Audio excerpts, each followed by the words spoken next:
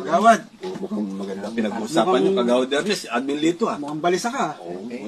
Kumain kami ng dumi kayo. Paano ba naman Sa kila Aling Mami. Paano ba naman hindi ako mababalisa?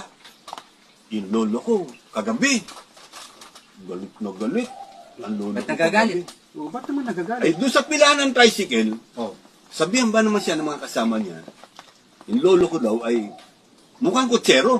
Bakit? Di ba nagahit ang mukha yun? Nag-aahit pa. Magandang lalaki nga yung lolo ko, makinis ang katawan eh. Ganda. Kaya lang, hindi siya nagagalit dahil tinatawag siya mukhang kutsero. Ay, ano? Yung lola ko, galit na galit, doon sa kusina.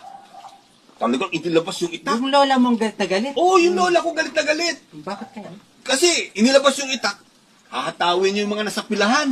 Na, mga tricycle driver doon. Tapang lola mo. Oo, kasi ba naman, yung lolo ko, di ba tricycle driver? Oo. Sabihan ba naman mukhang kutsero? O. Oh, hindi doon nagalit ang Eh, lolo saan ko. nagalit ang lola mo?